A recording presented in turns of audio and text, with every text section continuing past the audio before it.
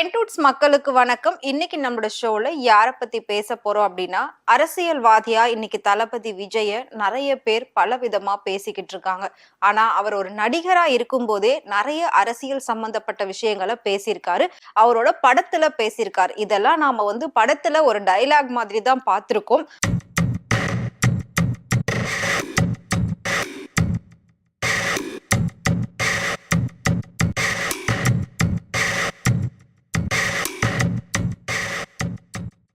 ஆனா அதெல்லாம் ஒவ்வொரு விஷயமும் உண்மையில நடக்கும்போது அவரு எதுக்காக அரசியலுக்கு வந்தாரு அப்படிங்கிற முழு நோக்கமும் இத பாக்குறப்போ கண்டிப்பா உங்க எல்லாருக்குமே புரியும் அப்படின்னு நினைக்கிறேன். எஸ், சோ தளபதி விஜய் தன்னோட படங்கள்ல அரசியல் பேசினது இன்னைக்கு உண்மையாயிருக்கு. அத பத்தி தான் இப்ப நாம பார்க்க போறோம். வாங்க பார்க்கலாம். என்று எகத்தால முழக்கமிடும் மக்கள் விரோத ஆட்சியாளர்களுக்கு என் மக்களோடு இணைந்த நான் விடுக்கும் எச்சரிக்கை. சத்தியமா பார்த்தலாம். சோ நடிகரா இருந்து அரசியலுக்கு வராங்க, அதாவது நடிச்சு சம்பாதிச்சு எல்லாமே சேர்த்து வச்சுட்டாங்க, அப்புறம் எதுக்கு திரும்பவும் இவங்கெல்லாம் அரசியலுக்கு சம்பாதிக்க போறாங்க அப்படின்னு சொல்லி ஒரு கேள்வி எல்லா மக்களுக்குள்ளயுமே இருக்கு. ஏன்னா சினிமாலதான் சம்பாதிக்கிறாங்களே கோடி கோடியா, இன்னும் சம்பாதிக்கிறதுக்கு இவங்க எல்லாம் அரசியலுக்கு வராங்களா அப்படின்ற மாதிரி தான் நிறைய பேர் பார்த்துட்டு இருக்கோம். ஆனா உண்மை அது கிடையாது. சினிமாவில அவங்க இதை விட பல மடங்கு அதிகமா சம்பாதிக்கலாம். விஜய பொறுத்த வரைக்கும் அவர் லியோ மாதிரியோ இல்லாட்டி மெர்சல், சர்க்கார் இந்த மாதிரி படங்கள் தொடர்ந்து பண்ணாலே 500 கோடி 600 கோடி அப்படின்னு சொல்லி இந்நேரத்துக்கு அவர் கோடிகள்ல தன்னோட சம்பளத்தை அள்ளிட்டு போயிருக்கலாம். அவர் அரசியலுக்கு இப்படி எல்லாம் கஷ்டப்படணும் அப்படின்னு எந்த ஒரு அவசியமும் கிடையாது. ஆனா விஜயோட ஒவ்வொரு படங்களையும் எடுத்து பாக்குறப்போ ஆரம்ப காலகட்டத்தில இருந்தே பாத்தீங்கன்னா இப்ப வரைக்கும் அவரோட படத்துல இருக்கக்கூடிய ஒவ்வொரு சீனா இருக்கட்டும், ஒவ்வொரு டைலாக்ஸா இருக்கட்டும், எல்லாமே முழுக்க முழுக்க மக்களுக்கு குரல் கொடுக்கக்கூடிய ஒரு விஷயமா தான் இருக்கும். மக்கள் பிராக்டிக்கலா என்னென்ன பிரச்சனைகளை ஃபேஸ் பண்ணிட்டு இருக்காங்க, முக்கியமா தமிழ்நாட்டுல எவ்வளவு பிரச்சனைகள் நடந்துகிட்டு இருக்கு, இதெல்லாம் எதுவுமே தெரியாம மக்கள் யாரு என்ன சொன்னாலும் அதை நம்பி செயல்படுறாங்களே அப்படின்ற ஒரு ஆதங்கம் தொடர்ந்து விஜய்க்குள்ள அந்த வசனங்கள் பேசும்போது இருந்திருக்கு. அது எல்லாமே சேர்ந்துதான் இன்னைக்கு அவரை ஒரு அரசியல்வாதியா மாத்திருக்கு அப்படின்னு சொல்லணும். அதாவது சினிமாவில 3 மணி நேர ஹீரோவா நடிச்ச விஜய் ரியல் லைஃப்ல ஹீரோவா நம்ம ஆகுறோமோ இல்லையோ அது செகண்டரி. பட் ரியல் லைஃப்ல மக்களுக்கு உண்மையிலே அந்த இடத்துல போயிட்டு நின்னு உதவி பண்ணணும், அவங்களுக்கான ஒரு உண்மையும் அவங்களுக்கான நீதியும் நியாயத்தையும் வாங்கி கொடுக்கணும் அப்படின்றதுக்காக தான் அவர் அரசியலுக்கு வந்திருக்காரு. பணம் சம்பாதிக்கணும் அப்படின்னு நினைச்சு 1% கூட அவர் அரசியலுக்கு வரவே கிடையாது. அப்படி இருக்கிற பட்சத்துல விஜய் ஒரு சாதாரண நடிகரா அறிமுகமானாரு. இன்னைக்கு அவரை உச்சக்கட்ட புகழ் நடிகரா மக்கள் தான் தூக்கி வச்சிருக்காங்க. சோ அப்படிப்பட்ட மக்களுக்கு நாம என்ன செய்ய போறோம்? தொடர்ந்து படமே நடிச்சிருந்து 3 மணி நேரம் மட்டும் அவங்களோட கண்களுக்கு நாம ஹீரோவா விருந்தளிச்சுட்டா போதுமா? அது மட்டும் அவங்களுக்கு தேவையா அப்படின்னு கேட்டா கண்டிப்பா கிடையவே கிடையாது. உண்மையிலே மக்களை நேசிச்சு மக்களாலதான் நான் வந்தேன் அப்படின்னு சொல்லி அவர் உணர்ந்து அந்த மக்களுக்கு என்ன தேவை அப்படின்றத செய்யணும் அப்படின்றதுக்காக தான் உண்மையிலே முழு மனசோட அவர் அரசியலுக்கு வந்திருக்காரு. இப்படிப்பட்ட அன்பு காட்டுற மக்களை விட இந்த உலகத்துல எனக்கு வேற எதுவுமே பெருசு இல்லைன்னு சொல்லி லாஸ்டா பேசின பிரச்சார மேடையில அவர் பேசியிருக்காரு. அந்த விஷயம் எல்லாருமே கேள்விப்பட்டிருப்பீங்க, பார்த்திருப்பீங்க. பட் அந்த பிரச்சனைகள்ல அவர் என்னென்ன பேசினாரு அப்படின்றதே இந்நேரத்துக்கு எல்லாரும் மறந்து போயிருப்போம் அப்படின்னு நினைக்கிறேன். பட் மறுபடியும் நான் சொல்றேன், லாஸ்டா ஒரு பிரச்சாரத்துல இந்த விஷயத்த பேசியிருக்காரு. அதாவது எனக்காக என் மேல அன்பு காட்டுற இந்த மக்களை விட வேற எதுவுமே இந்த உலகத்துல எனக்கு பெருசு இல்லை அப்படின்னு சொல்லியிருப்பாரு. சோ அந்த மக்களை பெருசா நினைச்சுதான், அவங்களுக்கு ஏதாவது செய்யணும் நினைச்சுதான், தனக்கு எவ்வளவு பெரிய பிரச்சனைகள் வந்தாலும், எவ்வளவு பெரிய அவமரியாதைகள் வந்தாலும், எவ்வளவு பெரிய எதிர்ப்புகள் வந்தாலும் பரவாயில்ல, அதை நான் பாத்துக்கிறேன், மக்களுக்கு நான் நிப்பேன் அப்படின்னு சொல்லி அவர் நின்னுகிட்டு இருக்காரு. கரூர்ல அவ்வளவு பெரிய பிரச்சனைகள், அவ்வளவு பெரிய சம்பவம் நடந்தும் கூட இன்னைக்கு வரைக்கும் மக்கள் விஜய தன்னோட சொந்த வீட்டு பையனாதான் பார்த்துட்டு இருக்காங்க. அது மட்டும் இல்லாம அண்ணனுக்கு அண்ணனா, தம்பிக்கு தம்பியா, தான் வீட்டு பிள்ளையாதான் ஒவ்வொருத்தருமே விஜய பாக்குறாங்க. விஜய் அரசியலுக்கு வந்தது மக்களுடைய முகத்துல மிகப்பெரிய ஒரு சந்தோஷம், மிகப்பெரிய ஒரு மாற்றம் வரும் அப்படிங்கிற ஒரு எதிர்பார்ப்பும் இருக்குது அப்படின்றது நம்ம எல்லாருமே அறிஞ்ச ஒண்ணுதான். சோ அப்படிப்பட்ட விஜய் அரசியலுக்கு வந்ததுக்கு அப்புறம் தான் இந்த மாதிரி டைலாக்ஸ் எல்லாம் பேசுறாரா அப்படின்னு கேட்டா கிடையவே கிடையாது. அவரோட படங்கள் படங்கள்லயே மக்களுக்காக நிறைய குரல் கொடுத்திருக்காரு. அதெல்லாம் எதுவுமே நாம அறியாம புரியாம பார்த்து கைத்தட்டி சிரிச்சிட்டு போயிருக்கோம். ஆனா அவர் அப்பவே நாமள சிந்திக்க வச்சிருக்காரு. நாம தான் சிந்திக்க மறந்துட்டோம். சோ இப்போ அது எல்லாத்தையும் நினைவுபடுத்துறது தான் இந்த ஒரு வீடியோவா இருக்கும் அப்படின்னு நினைக்கிறேன். சோ வாங்க வீடியோக்குள்ள போலாம். சோ ஃபர்ஸ்ட் வந்துட்டு இப்ப ரீசெண்டா நடந்த கரூர் சம்பவத்தையும் சுறா படத்துல வர ஒரு டைலாகையும் கம்பேர் பண்ணி விஜய ட்ரோல் பண்றது, மீம்ஸ் எல்லாம் போடுறது, கலாய்க்கிறது, இப்படி எல்லாம் நிறைய பேர் வந்து பண்ணிக்கிட்டு இருந்தாங்க. பட் சுறா படத்துல பாத்தீங்கன்னா விஜய் வந்து ஒரு மீனவரா நடிச்சிருப்பாரு. மீனவர்களுக்காக குரல் கொடுத்திருப்பாரு. ஏன்னா இந்த இடம் அரசாங்கத்துக்கு சொந்தம். அப்ப இந்த மக்கள் அரசாங்கத்துக்கு சொந்தம் இல்லையா? இந்த வேற ஏதோ நாட்டுல இருந்து அத்துமீறி உள்ள வந்துட்டாங்களா? வந்தவங்க எல்லாம் வாழ வைக்கிற தமிழ்நாட்டுல சொந்த மண்ணில் பிறந்தவங்க என்னமோ சொரிதான் விரட்டுற மாதிரி விரட்டுறீங்க. ஒரு மீனவ சமுதாயம் இன்னைக்கு வரைக்கும் எவ்வளவு கஷ்டங்கள் பட்டுக்கிட்டு இருக்கோ அது எல்லாத்தையும் அவர் வந்து அந்த படத்திலேயே வந்து சொல்லியிருப்பாரு, பேசியிருப்பாரு. மீனவ சமுதாயத்துக்காக நிறைய விஷயங்கள் பண்ணணும் அப்படின்னு சொல்லிதான் அதுல அவர் இறங்கி பண்ணியிருப்பாரு. 2011 இலங்கை படையினரால் கைது செய்யப்பட்டு தொடர்ந்து மீனவர்கள் துன்புறுத்தப்படுறாங்க அப்படின்றதுக்காக முதல்ல குரல் கொடுத்த ஒரே நடிகர் வந்து விஜய் தான். இவர் வந்துட்டு அப்போ மீனவர்களுக்காக நிறைய குரல் கொடுத்தாரு, நிறைய வந்து சப்போர்ட் பண்ணியிருந்தாரு. அவங்களுக்கு ஆதரவு தெரிவிச்சு அவங்களுக்கு எல்லாமே பண்ணணும் அப்படின்னு சொல்லி குரல் கொடுத்திருந்தாரு. அதேதான் சுறா படத்திலையும் அவர் வந்து பண்ணியிருப்பாரு. சோ சுறா படத்துல வில்லன் வந்து பெரிய அரசியல்வாதியா இருப்பாரு. அவர் அந்த மீனவ குப்பத்தை காலி பண்றதுக்காக பல வழிகள்ல சதி செய்வாரு. ஆனா காலி பண்ணவே கூடாது, இது நம்மளோட இடம், நம்மளோட உரிமை அப்படின்னு சொல்லி. ஆனா விஜய் வந்து அந்த குப்பத்துக்காகவும் மீன சமுதாயத்துக்காகவுமே பயங்கரமா பாடுபட்டு அந்த அரசியல்வாதி வில்லனை வந்து எதிர்ப்பாரு. அப்போ அங்க வந்து மாசா ஒரு டைலாக் பேசியிருப்பாரு. உனக்கு பணபலம் படபலம் எது இருந்தாலும் பரவாயில்ல, எதை பத்தியும் நான் கவலைப்பட மாட்டேன், என்னோட மக்களுக்கு நான் இருப்பேன் அப்படின்னு சொல்லி மாசான ஒரு டைலாக் வந்து பேசியிருப்பாரு. அதுதான் இப்போ அவரு செயல்ல காட்டிக்கிட்டு இருக்காரு. ஏன்னா இன்னைக்கு அவர் எதிர்த்து நிக்க கூடியது மிகப்பெரிய சக்தியா நினைச்சுக்கிட்டு இருக்க ஒரு சில கட்சிகளை தான். அப்படி இருக்கிற பட்சத்துல அவங்களுக்கே அப்பவே அவர் வந்து டைலாக் மூலமா சொல்லியிருக்காரு. இப்போ அது நடந்துகிட்டே இருக்கு. அடுத்ததா கத்தி படத்துல புள்ளி விவரத்தோட விவசாயிகள் படுற அந்த கஷ்டத்தை சொல்லியிருப்பாரு. அதாவது இன்னைக்கு அரசாங்கம் என்னென்ன பிரச்சனைகளை விவசாயிகளுக்கு எதிராக உருவாக்கிக்கிட்டு இருக்கு அப்படின்றத புள்ளி விவரமா சொல்லியிருப்பார். அதாவது எவ்வளவு ஆறுகள் அழிக்கப்பட்டிருக்கு, எவ்வளவு குளங்கள் மூடப்பட்டிருக்கு, அதெல்லாம் மூடுறதுனாலதான் இன்னைக்கு ஊருக்குள்ள வீட்டுக்குள்ள வெள்ளம் வந்துகிட்டு இருக்கு அப்படின்ற மாதிரி விஷயம் அவர் சொல்லியிருப்பாரு. கடந்த 30 வருஷத்துல 12,456 ஏரிகள் மூடப்பட்டிருக்கு, 27,000க்கும் மேல குளங்கள் அழிக்கப்பட்டிருக்கு, 7 ஆறுகள் மூடப்பட்டிருக்கு, 1,67,512 ஏக்கர் விவசாய நிலம் அழிக்கப்பட்டிருக்கு. அது மட்டும் இல்லாம தண்ணி பிரச்சனையை பத்தியுமே அந்த படத்துல பயங்கரமா வந்து பேசியிருப்பாரு. அதுல விவசாயிகள்லாம் அவ்வளவு கஷ்டப்பட்டிருப்பாங்க. முக்கியமா உண்மையான ஒரு விஷயத்த ரொம்ப வெளிப்படையா தைரியமா சொல்லியிருப்பாரு. அதாவது ஒரு மது கம்பெனிக்காரன் 5,000 கோடி கடன் வாங்கிட்டு அதை கட்ட முடியலன்னு சொல்லி தலைமறைவா போயிடுறாங்க. அவங்களுக்கு பல கோடிகளை தள்ளுபடி பண்றீங்க. சோ அவங்களெல்லாம் கைது பண்ணல. அந்த விஷயத்துக்காக அவர் தற்கொலையும் பண்ணிக்கல. வெறும் 5,000 ரூபாய் கடன் வாங்கின ஒரு விவசாயி தற்கொலை பண்ணிக்கிறாங்க. அது நம்ம நாட்டுல மட்டும் தான் நடக்குது அப்படின்ற ஒரு விஷயத்த ரொம்பவே ஓபன் டாக்கா வந்து பேசியிருப்பாரு. அதை கட்ட முடியாம வட்டி மேல வட்டி ஏறி பூச்சி மருந்து குடிச்சு தற்கொலை பண்ணிக்கிறான். சோ ஒரு சில வருடங்களுக்கு முன்னாடி 2G ஸ்பெக்ட்ரம் அப்படிங்கிற ஒரு விஷயத்துல 2 லட்சம் கோடி ஊழல் நடந்திருக்கும். அந்த விஷயத்தையும் அந்த படத்துல அவரு பேசியிருப்பாரு. 2Gனா என்னையா? அலைக்கற்றை காத்து. நம்மளோட நாட்டுல கொஞ்சம் வருஷங்களுக்கு முன்னாடி மீத்தேன் வாயு எடுக்கிற திட்டம் அப்படின்னு சொல்லி ஒரு திட்டத்தை அறிமுகப்படுத்தினாங்க. இத வந்துட்டு நமக்கு நெல்லு விளைவிக்க கூடிய தஞ்சாவூர், திருநெல்வேலி, நாகப்பட்டினம் இந்த ஏரியாக்கள்ல பண்ண போற அப்படின்னு சொல்லியிருந்தாங்க. அதெல்லாம் பண்ணாங்கன்னா விவசாயம் எந்த அளவுக்கு அழிஞ்சு போகும் அப்படின்றது நம்ம எல்லாருக்குமே தெரியும். அதாவது பரம்பரையா சோறு போட்டுக்கிட்டு இருக்க விவசாயத்தை அழிச்சு ஒரு கார்ப்பரேட் கம்பெனிக்கு அதை கொடுக்கணுமா அப்படின்ற மாதிரி ஒரு பிரச்சனை உண்மையிலே வெடிச்சது. அந்த பிரச்சனையும் அவர் கத்தி படத்துல பேசியிருப்பாரு. இப்போ மீத்தேன் வாயு அதை எடுக்கிறதுக்காக தஞ்சாவூர், நாகப்பட்டினம் 2 டிஸ்ட்ரிக்ட்லயும் 1,64,819 ஏக்கர் நிலப்பரப்ப ஒரு மல்டிநேஷனல் கம்பெனி அழிக்க போகுது. அந்த விவசாய குடும்பம் எல்லாம் பசியில சாக போகுது. வெறும் காத்த மட்டுமே வித்து கோடி கோடியா ஊழல் பண்ற ஊரியா அது. சோ அடுத்ததா இன்னைக்கு இளைஞர்களுக்கு இருக்கக்கூடிய மிகப்பெரிய பிரச்சனை, அதாவது 90s பீரியட்ஸ்ல இருந்த அந்த கிட்ஸுக்கெல்லாம் நல்லாவே தெரியும். 90s டைமிங்ல ஸ்கூல் படிக்கும் போது நம்மளோட பேரண்ட்ஸும் சரி, டீச்சர்ஸும் சரி என்ன சொல்லுவாங்க அப்படின்னா, நல்லா படிச்சு டாக்டராவோ இன்ஜினியராவோ ஆகணும் அப்படின்னு சொல்லுவாங்க. ஒரு காலகட்டத்துல ஒரு மனுஷன் நல்லா இருக்கான் அப்படின்னா வந்து கண்டிப்பா ஒரு டாக்டரா இருக்கணும், இல்லாட்டி இன்ஜினியரா இருக்கணும். நீ டாக்டரோ இன்ஜினியரோ படிச்சாதான் நல்லா இருப்ப அப்படின்னு சொல்லியே வளர்த்திருப்பாங்க. அதுக்கப்புறம் பாத்தீங்கன்னா அதை தாண்டி டாக்டருக்கு படிக்கணும் அப்படின்னா அதுக்கு நீட் எக்ஸாம வந்து ஃபர்ஸ்ட் படிக்கணும். அடுத்து இன்ஜினியரிங்க்கு வேலை கிடைக்காம நிறைய பேர் வந்து கஷ்டப்பட்டுக்கிட்டு இருந்தாங்க.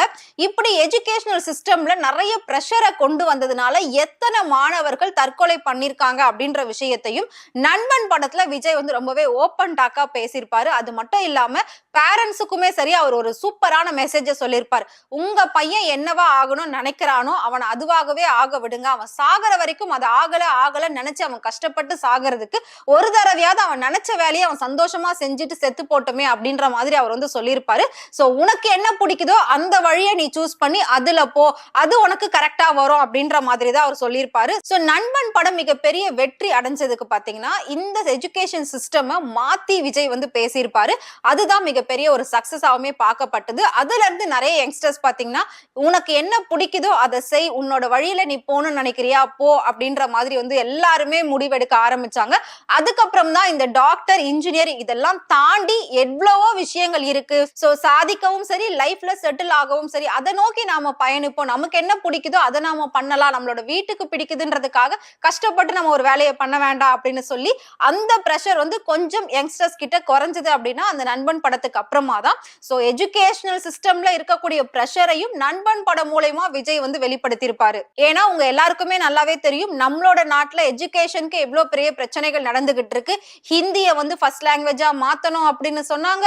சோ அது மட்டும் இல்லாம 5th ஸ்டாண்டர்ட்ல இருந்தே பப்ளிக் எக்ஸாமா வரணும், அடுத்து 8th இருந்து பப்ளிக் எக்ஸாமா வரணும், 11th அப்படின்றது ரொம்ப ஈஸியா இருந்தது, அதையும் பப்ளிக் எக்ஸாமா மாத்திருந்தாங்க. பட் இப்போ மறுபடியும் 11th வந்து பப்ளிக் எக்ஸாம் இல்ல அப்படின்னு சொல்லி அதை மட்டும் கேன்சல் பண்ணி ஸ்டூடெண்ட்ஸ்க்கு ஒரு சின்ன ஹாப்பினஸ் வந்து கொடுத்திருக்காங்க இப்ப இருக்கக்கூடிய கவர்மெண்ட் அப்படின்னே சொல்லலாம். அதை தாண்டி டாக்டருக்கு படிக்கணும்னா நீட் கம்பல்சரின்னு சொல்லி எத்தனையோ உயிர்கள் அந்த நீட் எக்ஸாமால போய்கிட்டு இருக்கு. கூடிய சீக்கிரம் அதுவும் மாறணும் அப்படின்றது எல்லாருடைய ஆசையாவும் இருக்கு. இந்த விஷயங்கள் எல்லாத்தையுமே விஜய் வந்து நண்பன் படத்துல பேசியிருப்பாரு. அதே மாதிரி ஸ்டூடெண்ட்ஸ்க்கு விஜய் நடத்தின ஒரு கான்ஃபரன்ஸ் மீட்டிங்லயுமே பாத்தீங்கன்னா அதுல நீங்க நீட் தான் படிக்கணுமா, டாக்டர் ஆனாதான் வந்து ஒரு வேலையா அப்படின்ற மாதிரியும் பேசியிருப்பாரு. நீட்டை தவிர்த்து வேற வழியே இல்லையா, வேற படிப்பே இல்லையா அப்படின்னுமே வந்து ஸ்டூடெண்ட்ஸ் அடுத்த லெவலுக்கு அவர் கொண்டு போறதுக்கான ஸ்பீச்சையுமே கொடுத்திருப்பாரு. இன்னைக்கு நம்ம நாட்டுல இல்லாத பிரச்சனையே இல்ல. அதாவது சேத்துல ஆரம்பிச்சு சோத்துல வரைக்கும் பிரச்சனை தான் இருக்கு அப்படின்னு சொல்லலாம். ஏன்னா விவசாயமும் பிரச்சனையா தான் இருக்கு, நம்ம சாப்பிடக்கூடிய சாப்பாடும் பிரச்சனையா தான் இருக்கு. இன்னைக்கு நாம எது சாப்பிட்டாலும் நம்மளோட உடம்புக்கு நல்லது நினைச்சு சாப்பிடுறோம். ஆனா இதுல எவ்வளவு கெட்ட விஷயங்கள் இருக்குன்னு தெரிஞ்சே இன்னைக்கு நாம சாப்பிட்டுக்கிட்டு இருக்கோம். அப்படிப்பட்ட உணவுகள்ல பல விதமான கலப்படங்கள் இருக்கு. எவ்வளவு சிப்ஸை சாப்பிட்டு எவ்வளவு பிஸ்கெட் சாப்பிட்டு சின்ன சின்ன குழந்தைகள் இறந்து போயிருக்கு. இந்த உணவு கலப்படத்தை பத்தி மதுரை படத்துல விஜய் சொல்லியிருப்பாரு. அதுல அவர் ஒரு ஃபுட் இன்ஸ்பெக்டரா இருப்பாரு. அது மட்டும் இல்லாம இப்ப ரீசெண்டா நார்த் சைட்ல ஒரு விஷயம் நடந்தது. ஒரு இருமல் மருந்து, அதாவது கோல்ட்ரிஃப் அப்படிங்கிற ஒரு இருமல் மருந்தை சாப்பிட்டு 20 குழந்தைங்க இறந்து போனாங்க. இது நம்ம நாட்டுல மட்டும்தான் நடந்துகிட்டு இருக்கு அப்படின்ற மாதிரி விஷயத்த அவர் அப்பவே வந்து பேசியிருப்பாரு. அதாவது நோயாளிகள் குணமாகணும் அப்படின்னு சொல்லி மருத்துவமனைக்கு வந்தா அங்க இருந்து பிணமா போறாங்க அந்த மருந்துகளால அப்படின்ற விஷயத்த ரொம்ப அசால்ட்டா ரொம்ப ஈஸியா அவர் வந்து மதுரை படத்துல சொல்லியிருப்பாரு. அடுத்ததா நாட்டுலதான் பிரச்சனை அப்படின்னு பார்த்தா நாம போடுற ஓட்டுலயும் பிரச்சனையா இருக்கு. அந்த ஓட்டு மாணவர்களுக்கு எவ்வளவு முக்கியம் அப்படிங்கிறதையும் பாத்தீங்கன்னா விஜய் வந்து ரொம்பவே எடுத்து சொல்லியிருப்பாரு மாஸ்டர் படத்துல. ஓட்டுக்காக, அதாவது எலெக்ஷன் சம்பந்தப்பட்ட ஒரு கிளாஸே அந்த ஸ்டூடெண்ட்ஸுக்கு அவர் எடுப்பாரு. இதுக்கு முன்னாடி ஒரு சில வருடங்களுக்கு முன்னாடி நம்மளோட நாட்டுல ஓட்டு எண்ணிக்கை அந்த பெர்சன்டேஜே பாத்தீங்கன்னா டோட்டலா 75% மக்கள் தான் வந்துட்டு ஓட்டு போட்டுக்கிட்டு இருந்தாங்க. யங்ஸ்டர்ஸ் யாருமே அரசியல் பக்கம் திரும்பி கூட பார்த்தது கிடையாது. யாருமே அந்த பக்கம் போய் ஓட்டே போடல. ஓட்டு போடாதவங்களுடைய ஓட்டெல்லாம் கள்ள ஓட்டா மாத்தி அவங்க போட்டுக்கிட்டு அவங்க ஈஸியா ஆட்சி அமைக்கிறதுக்கு நிறைய விஷயங்களை மக்களே நாம வந்து ஏற்படுத்தி கொடுத்திருக்கோம். ஏன் அப்படின்னா மக்களுக்கு அப்போ அரசியல் மேல இருந்த ஒரு வெறுப்பு, அதை பத்தின ஒரு விழிப்புணர்வே இல்லாம இருக்கிறது. முக்கியமா மாணவர்கள் அரசியல் அப்படின்னாலே வேணாம்பான்ற அளவுக்கு தான் ஒரு காலகட்டத்துல இருந்தாங்க. இன்னைக்கு ஸ்கூல் ஸ்டூடெண்ட்ஸ் கூட அரசியல் பத்தி பேசுறாங்க அப்படின்னா அதுக்கு காரணம் இப்ப வந்த நிறைய மாற்றங்கள் அப்படின்னே சொல்லலாம். இது எல்லாத்தையும் விஜய் வந்து மாஸ்டர் படத்துல சொல்லியிருப்பாரு. அதாவது ஃபர்ஸ்ட் இயர் ஸ்டூடெண்ட் தான் அடுத்த தலைமுறையை மாற்றக்கூடிய ஸ்டூடெண்டா இருப்பாங்க. சோ அவங்களுக்கு அப்பதான் ஸ்டார்டிங் 18 வயசு ஆகும். அந்த 18 வயசுல அவங்க முதல் முறையா ஓட்டு போடுவாங்க. அவங்க போடக்கூடிய ஒரு ஓட்டு தான் ஒரு நாட்டையே மாத்தும், ஒரு நாட்டினுடைய தலையெழுத்தையே மாத்தும் அப்படிங்கிற விஷயத்தையும் அவர் வந்து அங்க சொல்லியிருப்பாரு. சோ ஒரு ஓட்டால என்ன வேணாலும் மாறலாம் அப்படின்ற மாதிரி அதுக்கு எக்ஸாம்பிளா பல விஷயங்களையும் அவர் சொல்லியிருப்பாரு. சோ அந்த ஒரு ஓட்டு கூட மிஸ் ஆக கூடாது, உங்களோட கடமையை நீங்க செய்யுங்க, அது உங்களோட உரிமை அப்படின்னு அவர் வந்து சொல்லியிருப்பாரு. சோ நாம போடக்கூடிய ஒரு ஓட்டால எவ்வளவு பெரிய மாற்றம் வேணாலும் வரலாம். நாம தேர்ந்தெடுக்கக்கூடிய அந்த ஓட்டு பல தலைமுறையினருக்கு ஒரு நல்ல தலைவரை கொடுக்கும் அப்படின்னு வந்து அவர் சொல்லியிருப்பாரு. அந்த விஷயமும் இப்ப நடந்துகிட்டு இருக்கு பிராக்டிகலா அப்படின்னே சொல்லலாம். அடுத்ததா 2002ல காவிரி தண்ணி பிரச்சனை மிகப்பெரிய ஒரு பிரச்சனையா இருந்தது. சோ கர்நாடகால இருந்து தமிழ்நாட்டுக்கு தண்ணீர் திறந்து விட மாட்டோம், தரமாட்டோம் அப்படின்னு சொல்லி பிரச்சனை பண்ணாங்க. இதுக்கு சிம்பு கூட பாத்தீங்கன்னா நீங்க ஒரு டம்ளர் தண்ணி கொடுங்க, நீங்க வந்து சமாதானமா எடுத்துக்கிட்டீங்கன்னு சொல்லி நாங்க நம்புறோம் அப்படின்ற மாதிரி சொல்லியிருந்தாங்க. அந்த டைமிங்ல நிறைய நடிகர்கள் வந்து கருப்பு சட்டை அணிந்து காவிரியில இருந்து தண்ணி வேணும், கர்நாடக அரசுக்கு எதிராக போராட்டம் பண்றது, ஆர்ப்பாட்டம் பண்றது இதெல்லாம் வந்து பண்ணிட்டு இருந்தாங்க. தமிழ்நாட்டு மக்களுக்கு தண்ணீர் பிரச்சனை எப்படியாவது நாங்க தீர்த்தே ஆக வேண்டும் அப்படின்ற மாதிரி எல்லாம் சொல்லி நிறைய பேர் இறங்கி வந்திருந்தாங்க. சோ அந்த டைமிங்லயே பாத்தீங்கன்னா விஜய் வந்து யூத் படத்துல இந்த காவிரி தண்ணி பிரச்சனையை பத்தி ரொம்ப சூப்பரா சிம்பிளா காமெடியா சொல்லிட்டு போயிருப்பாரு. அதே மாதிரி எப்பவுமே நம்ம ஊர்ல ஒரு பழக்கம் உண்டு, டீ கடை பெஞ்சில உட்கார்ந்து நாட்டு நடப்பு பேசுறது, வீட்டு நடப்பு பேசுறது, ஊர் நடப்பு பேசுறது, இப்படி எல்லாம் பேசாம இருந்திருந்தா இந்நேரம் நம்ம நாடு நல்லா இருந்திருக்கும்ன்ற மாதிரி விஷயத்தையும் அவர் வந்து ரொம்ப அழகா சொல்லிட்டு போயிருப்பாரு. அப்புறம் இப்படி டீ கடையில் உட்காந்துக்கிட்டு வெட்டியா ஊர் நியாயம் பேசுறதுனால தான் குடிக்க தண்ணி கூட இல்லாம இருக்கும். போய் வேலையை பாருங்க. அதுலயும் இன்னும் முக்கியமான விஷயம் ஒண்ணு சொல்லியிருப்பாரு, இந்த உலகத்துல மண்ணு, காத்து, தண்ணி இதெல்லாம் வந்து எல்லாருக்குமே பொதுதான், இதெல்லாம் காசு கொடுத்து வாங்க வேண்டிய நிலைமை இன்னைக்கு வந்திருக்கு. அது மட்டும் இல்லாம பக்கத்து ஸ்டேட்கார மாதிரி தண்ணி தர மாட்டேன்லாம் சொல்லி பேசிக்கிட்டு இருக்காதீங்க அப்படின்னு வந்து அதையும் அழகா சொல்லியிருப்பாரு. சோ அடுத்ததா நம்ம எல்லாருக்குமே ரொம்ப பிடிச்ச ஒரு படம், இந்த படம் பெரிய அளவுல அவருக்கு ஹிட் ஆயிருக்க வேண்டியது தமிழன் படம்.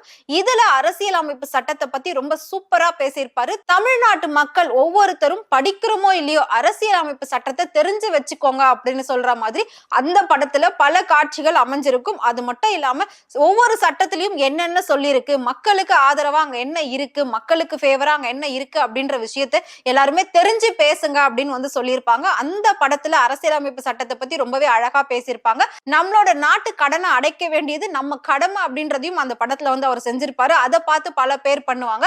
அதுக்கப்புறம் நிறைய விஷயங்கள் வந்து மாறும். அவ்வளவு அளவுக்கு மக்களுக்கு நல்லது செய்ய அவர் இறங்கும் போது அவரை சுத்தி எவ்வளவு பிரச்சனைகள் அங்க இருக்கும், நிறைய உயிர்கள் போகும், அந்த குடிசைக்கு தீ வச்சு கொளுத்துவாங்க, இந்த மாதிரி எல்லாம் பண்ணுவாங்க. இந்த படத்துல வரக்கூடிய அப்படியே அந்த சீன் எல்லாமே இப்ப நடந்த கரூர் சம்பவத்துக்கு ஒத்து போகும். நீங்க எல்லாத்தையும் வந்து கொஞ்சம் அப்படியே அலசி ஆராய்ச்சி பாத்தீங்க அப்படின்னா அதுல அவர் பண்ண விஷயம், அதுல அவருக்கு வந்த எதிர்ப்பு, அதே மாதிரி இதுல அவர் பண்ணணும்னு இறங்கின விஷயம், சோ அதுக்கே அவருக்கு வந்த எதிர்ப்பு, இது எல்லாமே பாத்தீங்கன்னா அப்படியே ஒரே மாதிரி இருக்கும். சோ நாட்டுல என்னென்ன பிரச்சனைகள் நடந்துகிட்டு இருக்கு, நாம என்ன பண்ணணும் அப்படிங்கறத ஒவ்வொரு படத்திலையும் விஜய் வந்து மக்களுக்காக குரல் கொடுத்து சொல்லியிருக்காரு. முக்கியமா அந்த தமிழன் படத்துல தொழிலாளர்கள் பிரச்சனை அப்படின்னு சொல்லி போராட்டம் பண்ணுவாங்க. சோ அத பத்தி அட்வொகேட் கிட்ட டிஸ்கஸ் பண்ணும்போது அவர் என்ன சொல்வாருன்னா, ஏன் இவங்களெல்லாம் வந்து பெர்மனன்ட் பண்ண மாட்டாங்க, ஏன் இப்ப வரைக்கும் அவங்க வந்து கான்ட்ராக்ட்ல வச்சிருக்காங்க அப்படின்னா, பெர்மனன்ட் பண்ணிட்டோம்னா இவங்களுக்குன்னு ஓய்வு ஊதியம் தர வேண்டி இருக்கும், அதை தாண்டி இவங்களுக்கு இஎஸ்ஐ, பிஎஃப் இந்த மாதிரி விஷயங்கள் நிறைய இருக்கு, அப்போ செலவுகள் அதிகமாகும். இதே கான்ட்ராக்ட் பேஸ் அப்படின்னா கொஞ்ச நாளுக்கு வேலை செஞ்சாங்க அப்படின்னா அடுத்ததா வேற ஆட்களை எடுத்துக்கலாம், இவங்களுக்கு அதோட சம்பளத்தோட முடிஞ்சிரும் அப்படின்ற மாதிரி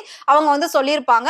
என்ஆர்எம்ல வேலை வாங்கியிருக்காங்க, இவங்களை நிரந்தரமா வேலைக்கு வச்சா இஎஸ்ஐ, ப்ராவிடன்ட் ஃபண்ட் ஏகப்பட்டது கொடுக்க வேண்டியிருக்கும். இதெல்லாம் அவாய்ட் பண்றதுக்காக பெரிய கம்பெனி முதலாளிங்க இப்படி எல்லாம் பண்றாங்க. ஐயா எங்களுக்கு சட்டம்லாம் தெரியாது. பாருங்க, உங்களை மாதிரி டெம்பரரியா வேலை செய்யறவங்களுக்கு உரிமைகள் இவ்வளவுதான், வேற எதுவும் கிளைம் பண்ண முடியாது.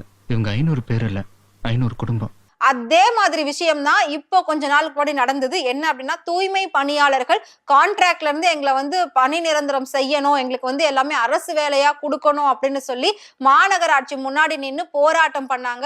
அவ்வளோ தூய்மை பணியாளர்களும் வெயிலையும் மழையிலையும் கஷ்டப்பட்டு அந்த குப்பைகளுக்கு நடுவுல தங்கி அவங்க வந்து தன்னுடைய எதிர்ப்பை தெரிவிச்சிருப்பாங்க. அதுக்கெல்லாம் குரல் கொடுக்காம ரொம்ப வந்து கஷ்டப்படுத்தி இருந்தாங்க. அது மட்டும் இல்லாம அவங்களெல்லாம் கைது பண்ணி ஒரு தனியார் மண்டபத்துல அடைச்சு வச்சு அந்த மாதிரி விஷயங்களும் பண்ணியிருந்தாங்க. இததான் தமிழன் படத்துல ஏற்கனவே விஜய் வந்து சொல்லியிருப்பாரு. இந்த கோர்ட்ல குற்றவாளின்னு தீர்ப்பளிக்கப்பட்டவன் மேல் கோர்ட்ல விடுதலையாக வாய்ப்பு இருக்குன்னா அதாவது ஒரு வழக்குக்கு தீர்ப்பு ஹைகோர்ட்ல கிடைக்கணும். அங்க கிடைக்கல அப்படின்னா அடுத்து நாம வந்து சுப்ரீம் கோர்ட்டுக்கு போவோம். இந்த கோர்ட் எதுக்கு, நீங்க எதுக்கு, நான் எதுக்கு, இந்த வக்கீலுங்க எதுக்கு? சோ ஹைகோர்ட் சென்னையில இருக்கு. அங்க வாதாட முடிஞ்ச வரைக்கும் தான் ஒவ்வொருத்தரும் வாதாடுவாங்க. சுப்ரீம் கோர்ட் டெல்லியில இருக்கு. இருக்கப்பட்டவன் டெல்லியில போய் கேஸ வச்சு வாதாடுவான். ஆனா இல்லாதப்பட்டவன் என்ன பண்ணுவான்? அப்ப அவன் மேல நியாயமே இருந்தாலும் அங்க அவன் தோத்து போய் தானே உட்கார்ந்துருக்கான் அப்படின்ற மாதிரி விஷயத்தையும் அவர் வந்து சொல்லியிருப்பாரு. அதாவது வழக்கு 1 தீர்ப்பு 2 அப்படின்ற மாதிரி ஒரு விஷயம் அவர் பேசியிருப்பாரு. இதுவும் பாத்தீங்கன்னா இப்போ அவரோட கேஸுக்கே உயர் நீதிமன்றத்துல ஒரு தீர்ப்பு வந்தது. இது அப்படியே இப்ப சுப்ரீம் கோர்ட்டுக்கு போனதுக்கு அப்புறமா வேற ஒரு தீர்ப்பு வந்திருக்கு. இதுவுமே அவருக்கு அப்படியே ஒத்து போகும். அப்படி 2 தீர்ப்பு வருதுன்னா சட்டத்திலயும் நீதித்துறையிலயும் ஏதோ தப்பு இருக்குன்னு தானே அர்த்தம். சோ வழக்கு 1 தீர்ப்பு 2 அப்படின்னா அப்ப சட்டத்துல எங்கேயோ தப்பு இருக்குன்னு தானே அர்த்தம் அப்படின்றதையும் விஜய் வந்து மென்ஷன் பண்ணி அந்த படத்துல பேசியிருப்பாரு. சோ ஒவ்வொரு விஷயத்தையும், அரசியல் சார்ந்த ஒவ்வொரு விஷயத்தையும் நடிகராவே விஜய் வந்து பேசியிருக்காரு, மக்களுக்காக செஞ்சிருக்காரு. குற்றங்கள் திருத்தப்படணுமே தவிர தீர்ப்புகள் திருத்தப்படக்கூடாது யுவர் ஆனர். சோ கடைசி வரைக்கும் மக்களுக்கு இருக்கக்கூடிய ஒரே ஒரு நம்பிக்கை, ஜனநாயகத்து மேல ஒரு நம்பிக்கை இருக்கு. சோ சட்டத்தையும் நியாயத்தையும் நம்பலாம். இன்னைக்கு வரைக்கும் மக்கள் நம்பிக்கிட்டு இருக்கிறது அந்த சட்டத்தை தான். சோ அதையும் பாத்தீங்கன்னா அவரு சர்க்கார் படத்துல சொல்லியிருப்பாரு. அப்படியே நம்ம அடுத்ததா பார்த்தோம் அப்படின்னா இந்த படமும் வர்றதுக்கு முன்னாடியே அவருக்கு பல பிரச்சனைகள், இந்த படத்தை வெளியிட கூடாதுன்னு சொல்லி பல பேர் இதுக்கு போராட்டம் எல்லாம் பண்ணியிருந்தாங்க. அவ்வளோ அளவுக்கு அந்த படத்துல என்னப்பா தப்பு இருக்குன்னு சொல்லி அந்த படக்குழுவுமே கேள்வி எல்லாம் கேட்டிருந்தாங்க. ஆனா இந்த படம் வெளியில வரவே கூடாதுன்னு நினைச்சாங்க. அதை மீறி அவங்க வந்து சூப்பரா அந்த படத்தை வெளியில கொண்டு வந்தாங்க. ஆனா அதை எப்படி ஓட விடாம பண்ணணுமோ அப்படி பண்ணி அந்த படத்தை வந்து அப்படியே ஃபிளாப் பண்ணிட்டாங்க. இருந்தாலும் மக்களுக்கு இது நல்லாவே புரிஞ்சுது. சோ மக்கள் இந்த படத்துக்கு ஆதரவு கொடுத்தாங்க. அதனால இந்த படம் ஓரளவுக்கு ரீச் ஆச்சு. உங்க எல்லாருக்குமே தெரியும் தலைவா படம். சோ தலைவா படத்துல ஒரே ஒரு கையை இப்படி அசைப்பாரு, அதுக்கே அவ்வளோ கோடி மக்கள் வந்துட்டு அவருக்காக குரல் கொடுப்பாங்க, அவரை பார்த்து சந்தோஷப்படுவாங்க. அப்போ YG மகேந்திரன் வந்து விஜய் கிட்ட ஒரு டயலாக் பேசுவார். தலைவன் அப்படின்னா நாம தேடி போறது கிடையாது, நம்மளை தேடி வர்றது அப்படின்னு வந்து சொல்லுவாங்க. சோ அவங்க உன்னை கூப்பிடுறாங்க தலைவனா, நீ போய் செய்ய அப்படின்ற மாதிரி YG மகேந்திரன் வந்து விஜய் கிட்ட சொல்லுவாரு. உடனே அவரும் போயிட்டு தன்னோட தலைவன் அப்படிங்கிற அந்த பொறுப்பை ஏத்துக்குவாரு. சோ அப்பதான் இப்படி கை அசைக்கிறது வரும். சோ தலைவா அப்படின்ற அந்த ஒரு பேரோட மக்கள் எல்லாருமே விஜயை பார்த்து ரொம்ப ஆர்வமா வந்து பேசுவாங்க, ரொம்ப ஆதங்கமா வந்து சொல்லுவாங்க, கூப்பிடுவாங்க. சாட்சி சொல்ல யாரும் வராதது பயத்தினால இல்ல, மரியாதையினால. தலைவன்கிறது நாம தேடி போற விஷயம் இல்ல, நம்ம தேடி வர விஷயம்.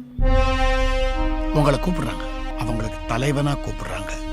அந்த அளவுக்கு அந்த படம் வந்து மிகப்பெரிய ஒரு புரட்சியை ஏற்படுத்தும் அப்படின்னு எதிர்பார்த்தாங்க. ஒரு தடவை கைக்கு கத்தி வந்துருச்சுன்னா ஒன்னு காக்கும் அழிக்கும். பட் ஒரு சிலர் செஞ்ச அந்த சதி வேலையால தான் அந்த படம் பெரிய அளவுல போகாம சாதாரணமா மக்கள் கிட்ட நல்லாவே ரீச் ஆயிருந்தது. சோ அந்த படத்திலே பாத்தீங்கன்னா தலைவா தலைவா அப்படின்னு ஒரு பாடல் வரும். அந்த பாட்டு வந்து முத்துக்குமார் எழுதியிருப்பாரு. அதுல ஒரு லைன் ரொம்பவே அழகா எழுதியிருப்பாரு. அதுல என்ன அப்படின்னா, பிறர் துன்பம் தன் துன்பம் போல் எண்ணினால் வரலாற்றில் ஒரு தலைவன் உருவாகினான். பிறர் துன்பம் தன் துன்பம் போல் எண்ணினால். சோ அப்படிங்கிற மாதிரி ஒரு லைன் வந்து ரொம்பவே அழகா இருக்கும்.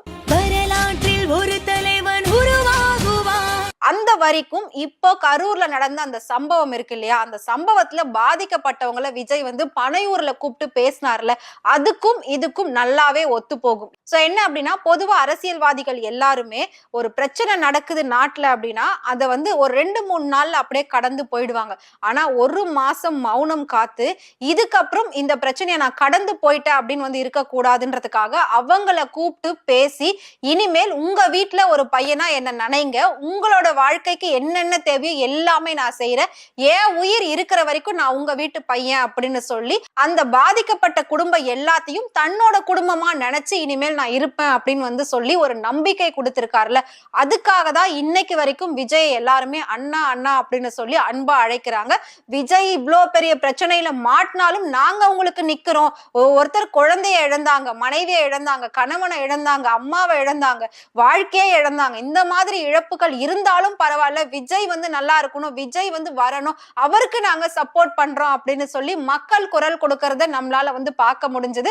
சோ இந்த கடந்து போகாம அந்த குடும்பத்தை தான் குடும்பமா ஏத்துக்கிட்டார்ல, அப்போ இந்த வரிகள் இவருக்கு நல்லாவே வந்து சூட் ஆகுது. அடுத்ததா நம்ம பார்க்க போறது விஜயோட சர்க்கார் படம். இதுவும் பாத்தீங்கன்னா அரசியல் சம்பந்தப்பட்ட படமா இருக்கும். ஆனா இதெல்லாம் மக்கள் அரசியல் அப்படின்னு நினைச்சு நம்ம யாருமே பார்க்கல, சாதாரணமா விஜய் படம் அப்படின்னு தான் நம்ம பார்த்தோம். பட் இதுக்குள்ளேயுமே அவர் பயங்கரமான இன்ஃபர்மேஷன் எல்லாம் சொல்லியிருப்பாரு. என்ன அப்படின்னா, தேர்தல் அப்படின்னாலே அதுல வந்து கள்ள ஓட்டு இருக்கும், ஓட்டு திருட்டு இருக்கும். இந்த மாதிரி விஷயங்கள் எப்பவுமே காலங்காலமா நடந்துகிட்டு தான் இருக்கு. நாம போய் ஓட்டு போடணும்னு நிப்போம். ஆனா அங்க ஒருத்தர் சொல்லுவாங்க, நீங்க ஓட்டு போட்டாச்சு, உங்க ஓட்டு இங்க பதிவாயிடுச்சுன்னு சொல்லுவாங்க. ஆனா நம்ம போட்டே இருக்க மாட்டோம். அப்ப அங்க கள்ள ஓட்டு யாரோ போட்டிருக்காங்க அப்படின்னு ஒரு அர்த்தம். அப்படி இல்லாட்டி நம்மளோட ஓட்டு திருடப்பட்டிருக்கு அப்படின்ற ஒரு அர்த்தம். அதாவது சட்டத்துல 49O 49P இருக்கு. 49O பத்தி எல்லாருக்கும் தெரியும் அப்படின்னு சொல்லியிருப்பாரு. 49P பத்தி யாருக்கும் தெரியாது அதையும் சொல்லியிருப்பாரு. சோ என்ன அப்படின்னா, தன்னோட ஓட்டு திருடிட்டாலோ இல்லாட்டி கள்ள ஓட்டு யாரோ போட்டுட்டாங்க அப்படின்னா அவங்களுக்கு ஆல்டர்னேட்டா 49P யூஸ் பண்ணி அவங்களால மறுபடியும் ஓட்டு போட முடியும் அப்படின்னு அவர் சொல்லியிருப்பாரு. சோ 49P யூஸ் பண்ணி பேலட் ஓட் போடலாம். அதுக்கு உங்களுக்கு உரிமை இருக்கு. இந்த விஷயம் வந்து இப்ப வரக்கூடிய எலெக்ஷன்ல நம்ம எல்லாருக்குமே யூஸ்ஃபுல்லா இருக்கும்னு நினைக்கிறேன். மேபி எலெக்ஷன் டைமிங்ல இதையும் விஜய் மறுபடியும் மக்கள் கிட்ட பேசி ஒரு விழிப்புணர்வை ஏற்படுத்தி இந்த விஷயத்தை மக்களுக்குள்ள திணிச்சாரு அப்படின்னா ஓட்டு யாருதுமே மிஸ் ஆகாது. சோ அந்த ஒரு ஓட்டு கூட மிஸ் ஆகாம விழுந்துச்சு அப்படின்னா கண்டிப்பா மிகப்பெரிய ஒரு மாற்றத்தை நாம உருவாக்கலாம், எதிர்பார்க்கலாம். எலெக்ஷன் கமிஷனர் என்ன சொல்றீங்க? இவர் ஓட்ட கள்ள ஓட்டு போட்டுட்டாங்கன்னு திரும்பவும் இவருக்கு ஓட்டு கொடுத்தோம். இப்ப எங்க ஓட்டையும் கள்ள ஓட்டு போட்டுட்டாங்கன்னு மக்கள் வந்திருக்காங்க. இவருக்கு மட்டும் ஓட்டை கொடுத்துட்டு அவங்களுக்கு இப்ப இல்லைன்னு சொல்லவே முடியாது. சோ ஃபைனலா நாம பார்க்க போற படம் மெர்சல். இந்த படத்துல முக்கியமான விஷயத்த சொல்லியிருப்பாரு. அதாவது பல காலமா நம்ம ஜிஎஸ்டின்ற ஒரு விஷயம் இல்லாம தான் வந்துகிட்டு இருந்தோம். 2017 ஜிஎஸ்டி அப்படின்றத அறிமுகப்படுத்தினாங்க. ஒவ்வொரு பொருளுக்குமே ஜிஎஸ்டி அப்படின்னு சொல்லி சோ மக்களோட தலையில மிகப்பெரிய ஒரு பாரத்தை ஏத்தி வச்சாங்க. சின்ன சின்ன பொருட்களுக்கெல்லாம் ஜிஎஸ்டி போட்டாங்க. ஆனா ஒரு குடும்பத்தை அழிக்கக்கூடிய அந்த மதுவுக்கு ஜிஎஸ்டி இல்ல அப்படின்னு சொல்லியிருந்தாங்க. இந்த விஷயத்தையும் ஓபன் டாக்கா அவர் வந்துட்டு மெர்சல் படத்துல பேசியிருப்பாரு. மெடிசனுக்கு 12%. பல தாய்மார்களோட தாலி இருக்கிற சாராயத்துக்கு ஜிஎஸ்டி கிடையாது. அது மட்டும் இல்லாம இன்னைக்கு நாட்டுல எல்லாமே இலவசமா கிடைக்குது. TV, fan, fridge, AC, washing machine எல்லாம் இலவசமா கொடுக்குறீங்க. ஆனா ஒரு ட்ரீட்மெண்ட்டை ஏன் வந்து இலவசமா கொடுக்க முடியல? இலவசமான மருத்துவமனைகள் நிறைய கட்டினாங்க அப்படின்னா பிரைவேட் ஹாஸ்பிட்டல்ஸ் வந்து அவங்க பிசினஸ் பண்றது குறையும் அப்படின்னு சொல்லியிருப்பாரு. எல்லா கவர்மெண்ட் ஹாஸ்பிட்டல்ஸும் உலக தரத்துக்கு வந்துடும். சோ இலவச மருத்துவமனைகள் அதிகப்படுத்தணும். ஆனா இங்க நம்ம நாட்டுல எல்லாமே இலவசமா கிடைக்குது. ஆனா அது மருத்துவம் இலவசமா கிடைக்கல. 28% ஜிஎஸ்டி வாங்குற நம்ம அரசாங்கத்தால ஏன் மருத்துவத்தை இலவசமா தர முடியல? அதுக்கு மக்கள் அவ்வளவு பேர் போராடுறாங்க. அதனால அத்தனை உயிர்கள் பறிபோகுது அப்படின்ற விஷயத்தையும் ரொம்ப ஓபன் அப்பா பேசியிருப்பாரு. ஜனங்க நோயை பார்த்து பயப்படுறத விட கவர்மெண்ட் ஹாஸ்பிட்டல்ஸ் பார்த்து பயப்படுறாங்க. அந்த பயம் தான். சோ அதை தாண்டி இன்னொரு விஷயம் இப்போ ரீசெண்டா நடந்துகிட்டு இருக்கு. அது உங்க எல்லாருக்குமே நல்லா தெரியும் அப்படின்னு நினைக்கிறேன். கிட்னி திருட்டு பிரச்சனை. அது வந்து இப்ப சிபிஐக்கு மாத்தி அது வந்து ஒரு பெரிய விசாரணைக்குள்ள இருந்துகிட்டு இருக்கு. இதுக்கு நம்மளோட அமைச்சர்கள் எல்லாம் பதில் சொல்லிட்டு இருக்காங்க. தப்பு யார் பண்ணாலும் கண்டிப்பா அவங்க தண்டிக்கப்படுவாங்க, நடவடிக்கை எடுக்கப்படும். சோ இது வந்து சிபிஐக்கு மாத்தி அவங்க என்ன முடிவு சொல்றாங்களோ அதை நாம வந்து அதுபடி ஃபாலோ பண்ணலாம் அப்படின்லாம் வந்து சொல்லியிருக்காங்க. கிட்னி திருட்டு அப்படிங்கிறது காலகாலமா நடந்துகிட்டு இருக்கு. இது மட்டும் இல்லாம உடல் உறுப்புகள் திருட்டு காலங்காலமா நடந்துகிட்டு இருக்கு. இது முக்கியமா இப்போ பேசு பொருளா ஆச்சு. இது வந்து மிகப்பெரிய ஒரு செய்தியாவும் ஆச்சு. தமிழ்நாட்டு மக்கள் எல்லாருக்குமே இந்த விஷயம் தெரியும்.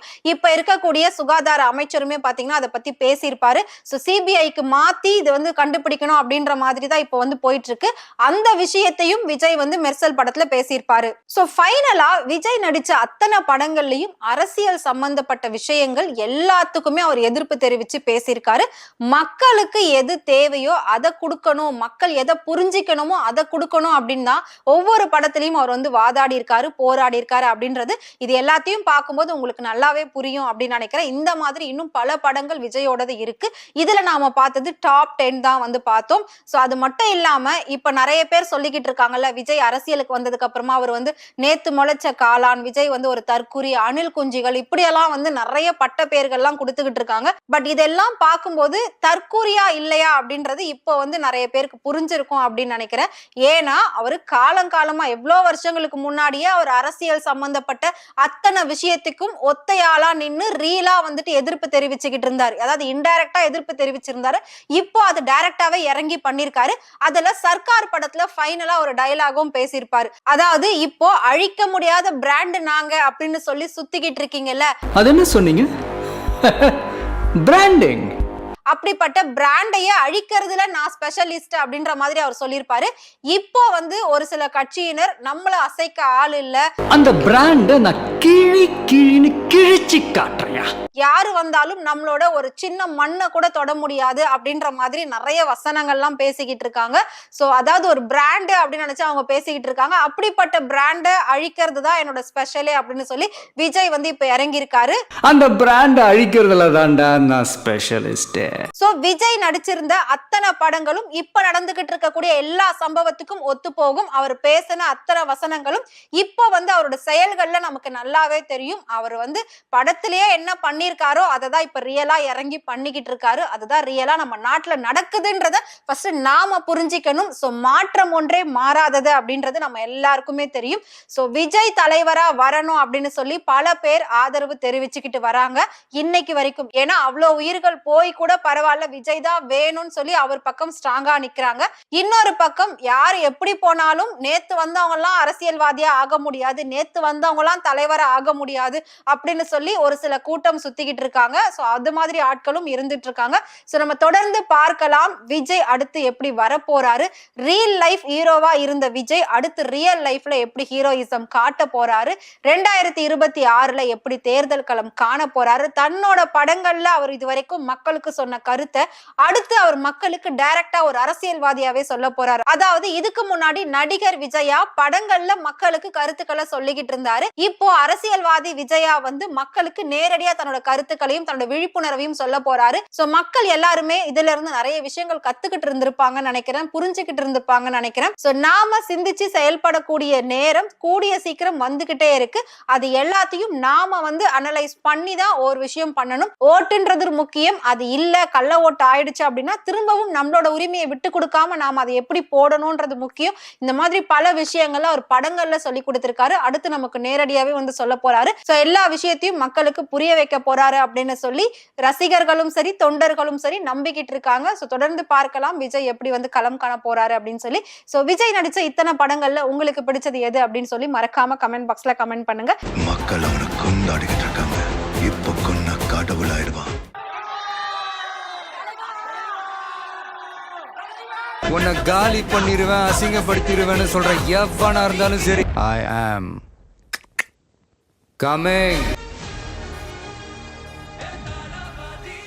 இதே மாதிரி சினிமாவை பத்தியும் அரசியலை பத்தியும் நிறைய விஷயங்கள் உண்மையான விஷயங்களை தெரிஞ்சுக்கணும் அப்படின்னு நினைச்சீங்கன்னா மறக்காம ஃப்ரெண்ட் டூட் சேனலை ஃபாலோ பண்ணிக்கோங்க.